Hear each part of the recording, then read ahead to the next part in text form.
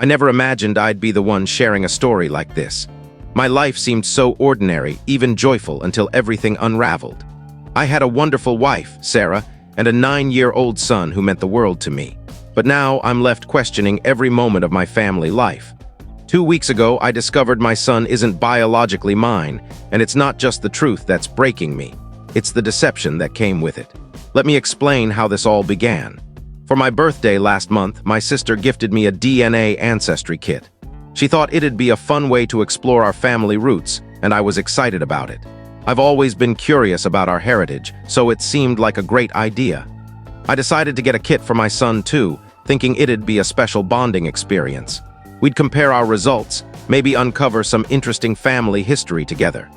When the results arrived a few weeks later, I was initially caught up in my own ancestry details, barely paying attention to anything else.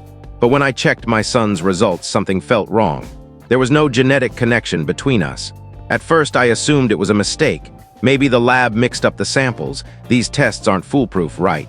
But as I dug deeper, the reality became undeniable. We shared no DNA. I was stunned, my mind racing with possibilities. Could it be a lab error, a mix-up? I desperately wanted to believe anything other than the truth staring me in the face. If this was accurate, my son wasn't biologically mine.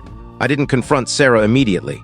For 2 days, I wrestled with the information, unsure how to approach it. Every time I looked at my son, my heart ached. How could I act normal when everything I believed was falling apart? Finally, I couldn't hold it in any longer. One evening, after our son was asleep, I sat Sarah down and told her about the DNA results.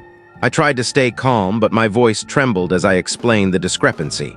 I expected her to be as shocked as I was, to insist we figure out what went wrong. But she wasn't. She froze, then let out an awkward chuckle, brushing it off as if it were nothing. She mumbled something about how those tests can be unreliable and suggested I not overthink it. But her reaction didn't sit right. It felt like she was dodging something. So I pushed harder, asking if there was anything she wasn't telling me. That's when she cracked. She broke down in tears, sobbing uncontrollably, and my heart sank. Between her cries, she stammered, "I didn't know how to tell you, and I was afraid you'd walk away." It took her nearly 10 minutes to admit the truth, and when she did, it felt like my world collapsed. She confessed that our son wasn't mine, he was her ex-boyfriend's. I was speechless. I asked when it happened, how it happened, why she kept it from me. She explained that when we first started dating, she'd only recently split from her ex. She found out she was pregnant soon after we became serious, and instead of being honest, she chose to let me believe the baby was mine. Her words were, "I knew you'd be a better father than he could ever be." She didn't want to lose me. I couldn't process it. She deceived me for 9 years, letting me build my life around a child I thought was mine, without ever giving me the truth. And what about our son? He has no clue. He's grown up believing I'm his dad. I felt sick, overwhelmed by a mix of emotions. Part of me wanted to yell, but another part was just numb. I left the room without a word and spent the night in my car, trying to make sense of it all. Over the past 2 weeks, I've been through a whirlwind of feelings: anger, grief, betrayal. I keep replaying moments from the past 9 years, wondering if I missed any clues. Did she ever hesitate? Did she ever feel remorse? And what do I do now? The thing is, I love my son. He may not be my biological child, but he's mine in every way that counts. I was there for his first steps, his first words. I taught him how to ride a bike, attended every school event, every baseball practice. He's my little boy. But now I can't help but wonder, does this change things? Should it? And Sarah, I don't know if I can ever see her the same way. She betrayed me on something so fundamental to our family. How do you recover from that? Is recovery even possible? I haven't told anyone yet, not my friends, not my family. Saying it out loud would make it real, and I'm not ready for that. I'm also unsure about telling my son. Should he know the truth? Would it help or hurt him? And there's this nagging feeling that Sarah's hiding more. Her reaction when I confronted her felt like she was guarding something bigger. But I'm not sure I'm ready to uncover anything else. Right now, I'm just trying to figure out my next step. Update if you read my earlier post. You know, I recently learned my 9-year-old son isn't biologically mine. Sarah admitted she'd lied for 9 years, letting me believe he was mine when he was actually her ex's. I've been grappling with every emotion: shock, betrayal, heartbreak. But just when I thought it couldn't get worse, Sarah did something unimaginable. She started turning my son against me. It's like she realized she couldn't control me anymore, so she targeted our son. And the worst part? It's working. After her confession, we barely spoke for days. Every conversation ended in an argument, and I wasn't sure how to even be near her. But I did my best to keep things normal for my son. He didn't know what was happening, and I wanted to shield him from the chaos. I thought Sarah and I could at least agree on protecting him. I was wrong. It started subtly. She'd make small remarks in front of our son like, "Your dad's been so moody lately," or "I guess your dad's too busy for you right now." I didn't think much of it at first. I was upset, so her comments seemed plausible. But then it got worse.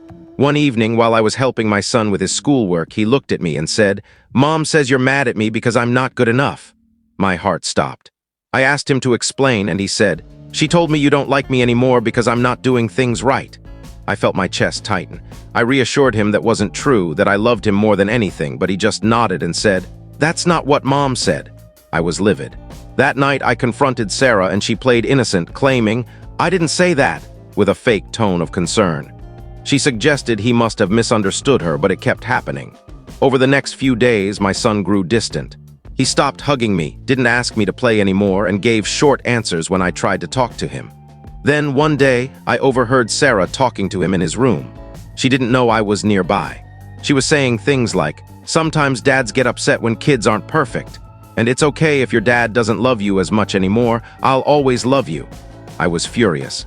How could she say that to a 9-year-old? She was planting doubts in his mind, making him think I didn't care about him, all to hurt me or protect herself. When I confronted her, she dropped the pretense. She didn't deny it this time. Instead, she lashed out, saying, "You're the one destroying everything. You're obsessed with this DNA nonsense. Do you think he'd be better off knowing the truth? You'll ruin him." I couldn't believe her audacity. She was acting like I was the villain for wanting honesty. I told her she was being cruel and manipulative, but she just scoffed. "You don't get it," she said. "You don't know what it's like to be a mother. I'm protecting him." At that moment, I realized I had to protect my son, not just from the truth, but from her. I started being more intentional with him, telling him daily how much I loved him, how proud I was to be his dad. I also began documenting everything Sarah said and did, recording our fights, saving messages, noting what she told our son. I wasn't sure what I'd do with it, but I figured I'd need evidence if this turned into a legal battle. Then things took an even uglier turn. One day, my son came home from school looking upset. I asked what was wrong, and after some coaxing, he said, "Mom said you don't want to be my dad anymore." I asked why he thought that, and he said, "She told me you're mad because I'm not really your son." "Is that true?" I nearly broke down. I told him, "You are my son and you always will be. Nothing will ever change that." I hugged him tightly, and for a moment he seemed reassured, but the damage was done. Sarah had weaponized the one thing I feared most, my son learning the truth, and used it to drive a wedge between us.